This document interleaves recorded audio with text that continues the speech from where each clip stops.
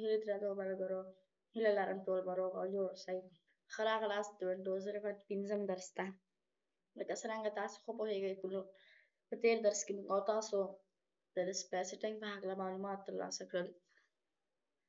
په دې درس کې به موږ او تاسو د ډیسکټاپ پرسونالایزیشن په هکله معلومات ترلاسه کړو.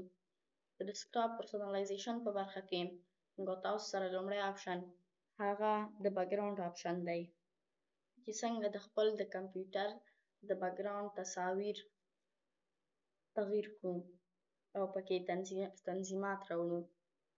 د بیکګراوند په برخه کې موږ او تاسو سره لومړی آپشن هغه د پکچر آپشن دی. دلته موږ او تاسو سره ریسنټ پکچر هم شته چې پخوا موږ استعمالول. که چیرې موږ او تاسو دا پکچر انتخاب کړو هماغه پکچر چې موږ او تاسو د کمپیوټر بیکګراوند ته سیټ کیږي.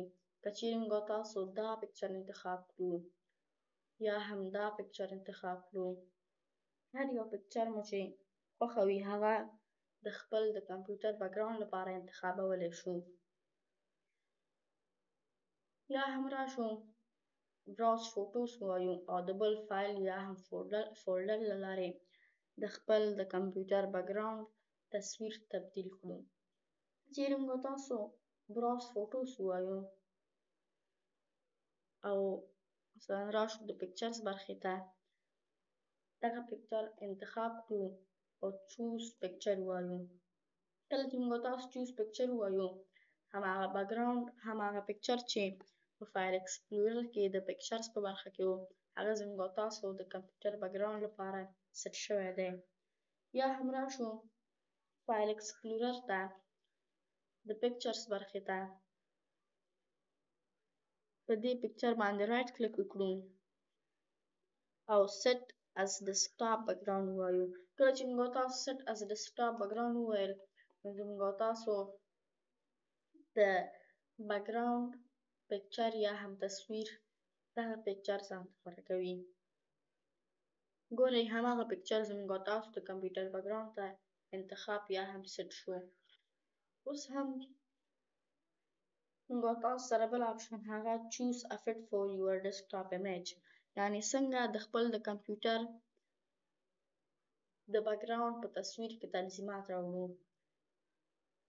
لومړی آپشن هغه موږ تاسو سره د بیکګراوند د تصویر په برخه کې د تنظیمات راوړل یا هم د چینجز راوړل په برخه کې موږ تاسو سره لومړی آپشن هغه فل آپشن دی.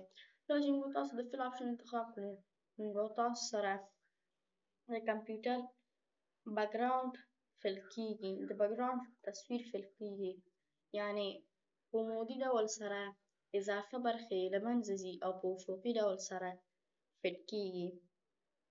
که چیرې موږ تاسو دغه پکچر انتخاب کړو او وګورئ دا پکچر په عمودي شکل سره هغه کوم اضافي برخې چې وي هغه له منځه ځي او په افقي ډول سره فټ کیږي. موږ تاسو سره بل آپشن هغه فټ آپشن دی. کله چې موږ تاسو د فټ آپشن انتخاب کړو موږ تاسو سره د کمپیوټر د بیکګراوند تصویر فټ کیږي. ګورئ د په عمودي ډول سره هغه کوم اضافي برخې چې وي هغه له منځه ځي او په افقي ډول سره هم هغه له منځه ځي او پر ځای یو رنګ انتخابیږي. که چیرې موږ تاسو بل عکس انتخاب هم کړو هماغه دا عکس هم په همدې ډول سره هغه عمودي برخې له منځه ځي او افقي برخو کې رنګ انتخابیږي. بل آپشن هغه موږ تاسو سره د سټریچ آپشن دی. کله چې موږ تاسو سټریچ آپشن انتخاب کړو نو موږ تاسو د کمپیوټر د بیکګراوند تصویر بیضوي شکل ځان ته غوره کوي او د ښي او چپ خوا څخه کشیږي. که چیرې موږ تاسو دغه عکس انتخاب کړو دا عکس هم ګورئ د ښي او چپ خوا څخه کشیږي او بیضوي شکل ځان ته غوره کوي. بل آپشن هغه موږ تاسو سره د ټایل آپشن دی. کله چې موږ تاسو ټایل انتخاب کړو نو زموږ تاسو د کمپیوټر بیکګراوند د ټیل شکل ځان ته غوره کوي. څومره هم چې زموږ او تاسو د کمپیوټر د بیکګراوند تصویر ریزولوشن کم وي، په هماغومره ډول سره د تصویر په برخو باندې ویشل کیږي. ګورئ د دې تصویر ریزولوشن ډیر دی، په 2 برخو باندې ویشل شوی. که چیرې موږ تاسو بل تصویر انتخاب کړو چې ریزولوشن یې کم وي، هغه تصویر به په زیاتو برخو باندې ویشل شي. ګورئ موږ تاسو دغه تصویر انتخاب کړ. دې تصویر هغه کوم ریزولوشن چې دی هغه ډیر کم دی، نو ځکه په 8 برخو باندې وویشل شو. که چیرې موږ تاسو بل عکس د خپل بیکګراوند لپاره انتخاب کړو چې د هغې ریزولوشن ډیر وي، نو زموږ او تاسو د بیکګراوند تصویر په لږو برخو باندې ویشل کیږي، یا هم شاید بیخي په برخو باندې ونه ویشل شي. دا موږ او تاسو سره د ټیل آپشن.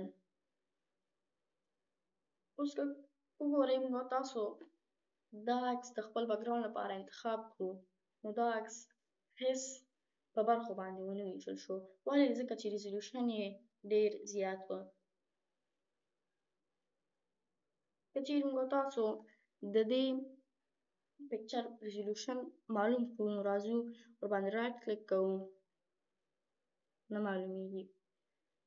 هغه وخت موږ تاسو د یو تصویر هغه ریزولوشن پیدا کولی شو کوم وخت کې چې موږ تاسو د تصویر اصلي منبع یا هم سرچینې ته لاړ شو، هلته ورباندې رایټ کلیک وکړو، پراپرټیز برخې ته لاړ شو، ډیټیلز باندې کلیک وکړو او په ډایمنشنز په برخه کې موږ تاسو ته ریزولوشن لیکلی.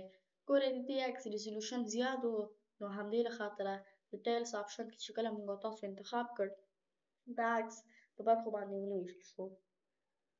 بل آپشن هغه موږ تاسو سره د سنټر آپشن دی. کله چې موږ تاسو د سنټر آپشن انتخاب کړو، موږ تاسو سره د بیکګراوند تصویر په منځنۍ برخه کې ځان تنظیم کوي.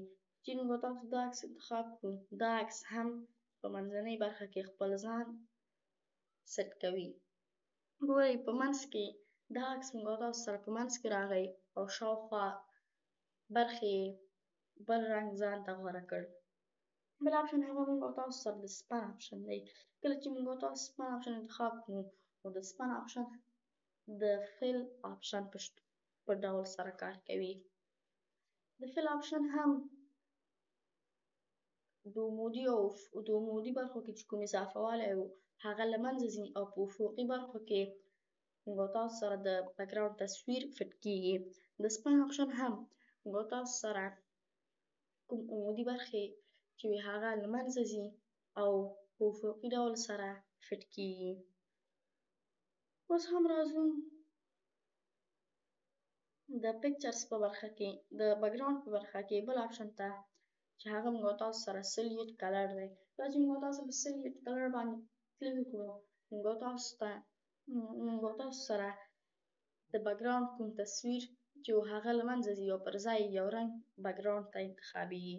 که چیرې موږ تاسو دا رنګ انتخاب کړو یا هم د ګولډ رنګ انتخاب کړو، نو موږ تاسو د بیکګراوند تصویر د ګولډ کلر ځان ته غوره کوي او سیټ کیږي. که چیرې موږ تاسو بل رنګ انتخاب کړو، هماغه په همدې ډول سره موږ تاسو د کمپیوټر بیکګراوند هماغه رنګ ځان ته غوره کوي او سیټ کیږي. که چیرې موږ تاسو کول بلو انتخاب کړو، نو موږ تاسو د کمپیوټر د بیکګراوند تصویر کول بلو کلر ځان ته غوره کوي. بل آپشن هغه موږ تاسو سره د سلایډ شو آپشن دی. کله چې موږ تاسو په سلایډ شو باندې کلیک وکړو، موږ تاسو ته دلته ځینې آپشنونه راکوي.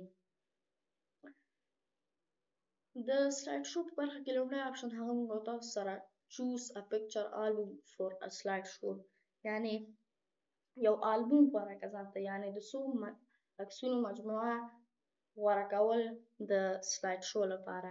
که چیرې موږ تاسو براوس ووایو او د پکچرز برخې ته لاړ شو او چوز دیس فولډر ووایو، موږ تاسو د کمپیوټر بیکګراوند د سلایډ شو شکل ځان ته غوره کوي.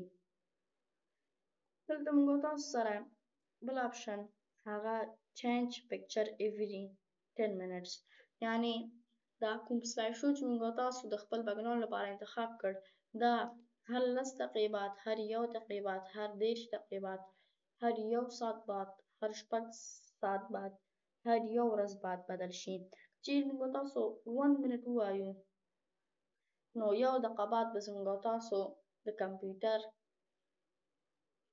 د بګراوند کوم تصویر چې دی هغه چینج کیږي او بل تصویر ځان ته سیټ کوي که چیرې موږ تاسو غواړو چې همدا اوس زموږ د کمپیوټر د بګراوند تصویر چینج شي نو راځو خپل د کمپیوټر په بګراوند باندې رایټ کلیک کوو او نیکسټ د سټاپ بګراوند وایو کله چې په نیکسټ سټاپ بګراوند باندې کلیک کړو موږ تاسو سره د کمپیوټر بګراوند د بګراوند تصویر چینج کیږي بل آپشن هغه موږ تاسو سره شفل د پکچر آرډر یعنی کوم عکسونه چې موږ تاسو د خپل د کمپیوټر سلایډ شو د بګراوند سلایډ شو لپاره انتخاب کړیو هغه منظم شي یا هم منظم نشي که چیرې موږ تاسو شفل د پکچر آرډر انتخاب کړو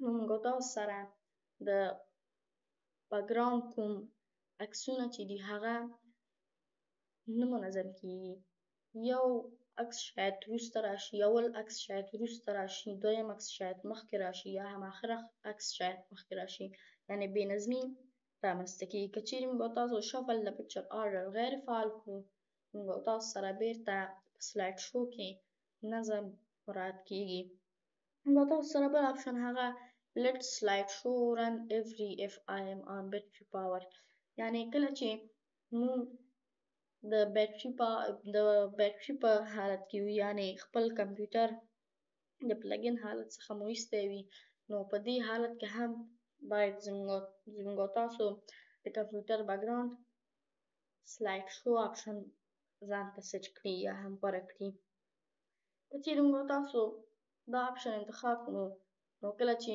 زموږ تاسو د کمپیوټر کله چې موږ تاسو په پاور په بیټري حالت کې هم اوسو نو موږ تاسو د کمپیوټر بګراوند چینج کیږي په اتوماتیک ډول سره او که چیرې موږ تاسو دا غیر فعال کړو بیا کله چې موږ تاسو د بیټري په حالت کې اوسو نو موږ تاسو د کمپیوټر په بګراوند کې سلایډ شو آپشن نه تطبیق کیږي دلته موږ تاسو سره بل آپشن هغه هم د سپن سنټر ټایل سټریچ فټ او فل آپشنونه دي چې مخکې مو ولوستل اوس هم راځو بل آپشن ته چې هغه موږ تاسو سره وینډوز سپاټ لایټ دی کله چې موږ تاسو وینډوز سپاټ لایټ انتخاب کړو نو کمپیوټر بای ډیفالت سره خپل په سیستم کې چې کوم عکسونه یا هم تصویرونه لري هغه بګراوند ته غوره کوي که چیرې موږ تاسو وګورو د بګراوند په برخه کې کله چې موږ تاسو د وینډوز سپاټ لایټ آپشن انتخاب کړو نو بیا د وال پیپر په برخه کې یا هم د انټرفیس په برخه کې موږ تاسو سره دغه یو اپلیکیشن راځي کله چې موږ تاسو په دې اپلیکیشن باندې رایټ کلیک وکړو نو موږ تاسو ته د کمپیوټر سیستم بعضې